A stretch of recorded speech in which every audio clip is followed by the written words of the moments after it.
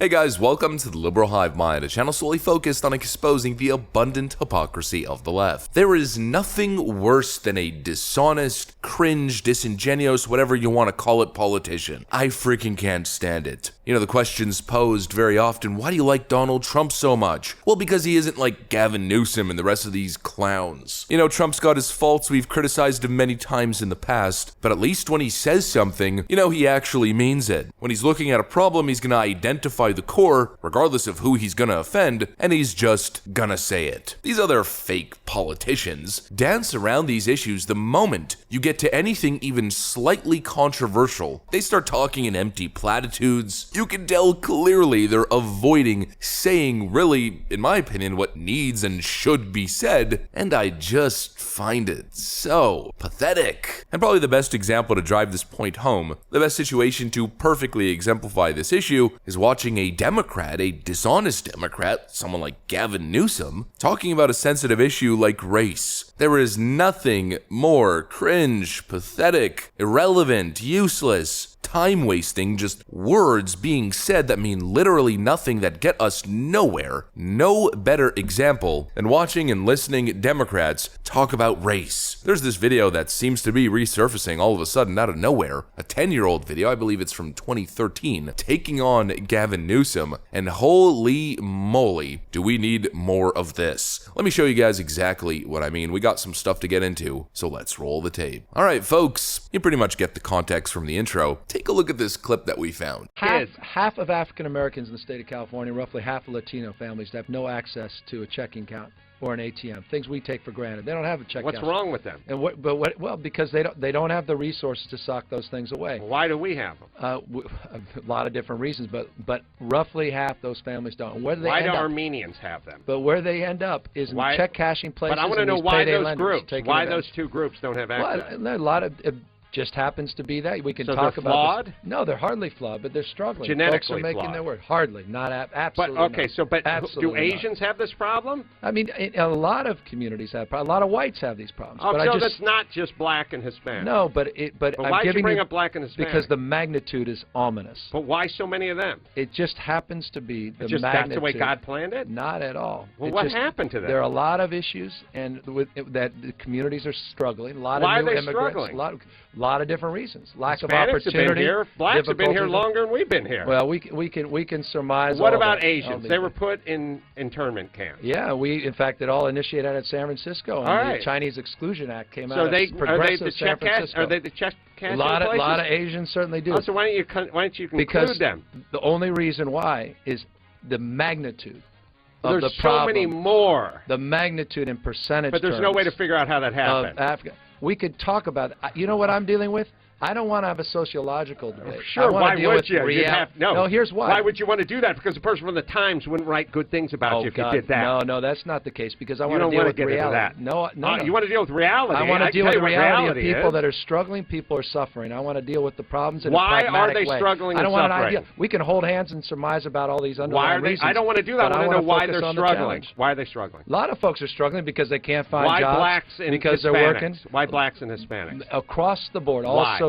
Okay, so everybody's struggling. So Asians are suffering just as much as blacks. The face of welfare is not an African American family. It's Asian, Jewish, it's all of them. Caucasian, it's a lot of so folks we're all in society. He just can't say it. The guy is a freaking bot. My black and brown people, and what they mean by brown is a selective group of brown people. Of course, we know American Indians aren't invited to that party. At least from my understanding, economically, they're the highest earning group or demographic in American society, or one of the highest. You can tell that Gavin Newsom is constrained. He's constrained to the talking points. He's constrained to the Democrat narrative. The narrative, of course, of white guilt, white saviorism, the soft bigotry of low expectations, you know, the whole voter ID thing, the implication that election security should be diminished because supposedly black people can't get licenses. They're unable to procure an identification card. Therefore, we need to help making voting easier for them. What an insult. In this case he was referring to bank cards. Well, they don't have bank cards. What are you even talking about? Could you imagine being black or Hispanic and hearing a politician tell you that he needs to help you and your people get bank cards, and that's somehow at the core of the economic disparity facing your community? Give me a break. I'd laugh in this guy's face, because clearly he's avoiding the hard truth that everybody knows. People are just too scared to say it. Even black and Hispanic people know it. What is at the core of the economic disparity? It's two things: education and crime, or a culture of crime. Ooh, real spooky stuff. Depending on the pigmentation of your skin, saying this very clear truth and reality becomes scarier and scarier the lighter your skin gets. Oh no, I can't say the truth. But it is the truth. Obviously, like I always say in these videos, how is business supposed to thrive in high crime environments? I mean, we know what happened in Chicago recently with Walmart. If you can't have a damn Walmart in your neighborhood, how are you supposed to have small business, thriving business? How are you supposed to have tourism or people from other neighboring communities coming in to spend money in your neighborhood at the fantastic malls and fantastic restaurants? Well, they simply don't exist because there's frickin' gangs everywhere, drug dealers, robbers, crackheads, and heroin addicts, and obviously you can't have a thriving economy in that kind of situation. Not to mention the public schools, where on average, in Democrat cities and the worst schooling systems in inner city communities, they have more than enough funding to produce good outcomes, but they don't because Democrats prioritize absolutely irredeemably corrupt teachers unions over the kids themselves, locking down schools in inner city communities for 2 years, prioritizing pathetic teachers who simply didn't want to work over the most vulnerable children from broken families in inner city communities, leaving those kids on the streets for 2 years, literally, not figuratively, creating a terrible incubation of criminality in these communities. That's the truth. That's what Democrats should be talking about, of course. But instead, the talking point goes to racism, systemic racism. If your skin pigmentation is too dark, then your entire life is uphill. It's against all odds. You can't get an ID to vote. You can't get a bank card. All this pathetic, condescending nonsense. Because what Democrats are trying to do, of course, is pander to overly educated white people instead of actually doing something for communities in need. That's the reality. It's using black grievances to market towards white women and overly educated pseudo-intellectual university graduates who learned all about the systemic racisms, playing some weird, dishonest political game instead of, actually doing anything concrete or of value. All the money that's being spent in these Democrat cities, you'd think some sort of strategy to produce positive outcomes would be possible. There's never any talks of community centers. There's never any talks of actually policing these neighborhoods and cleaning them up. There's never any talks of even cleaning up, like literally, not figuratively, the actual community itself, getting rid of all the trash on the ground, making clean communal areas, taking the addicts off the street so there aren't freaking heroin junkies everywhere. Maybe that'd make a difference. Maybe if the community was clean and people had pride in their community, maybe if the schools were good, maybe if there were awesome community centers for young kids to spend time at and learn and be productive instead of being on the streets, we'd see better outcomes. Maybe if the communities themselves moved away from grievance politics and moved into a better strategy, a strategy of accountability politics, we'd see better outcomes. Maybe if people weren't so deathly scared to say the truth that it's a cultural issue, not a systemic racism white person issue, maybe, just maybe, the problem wouldn't solve itself overnight, but you'd slowly see a move in the right direction, a creep in the right direction. But no, these politicians are cowards, and Gavin Newsom is one of the worst lying snakes of any of these Democrats, and potentially one of the next Democrat presidents of the United States. As sad as that sounds. I mean, here he is talking about the current issues that California is facing in many of its major metropolitan cities. We see what's happening there. We do see businesses moving out for various reasons, but some of them saying they're concerned about the crime in the area.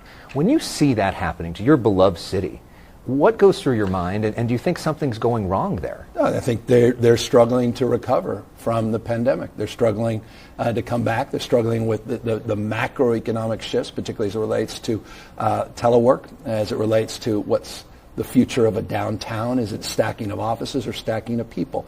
And they're in the process of rezoning and rebirth and reimagination. By the way, I've seen that in San Francisco for decades. This guy can't be real, but he is. The problem is rampant theft and crime and drug abuse, and he's talking about macroeconomic shifts. I mean, that is pseudo-intellectual nonsense academics at its finest, mixed in, of course, with a little dose of disingenuous political nonsense. We're just seeing macroeconomic shifts. I've had to re-record this part like 3 times because I keep saying a word that I probably shouldn't say, but no, dummy. You have roaming bands of thieves ransacking stores and heroin addicts everywhere.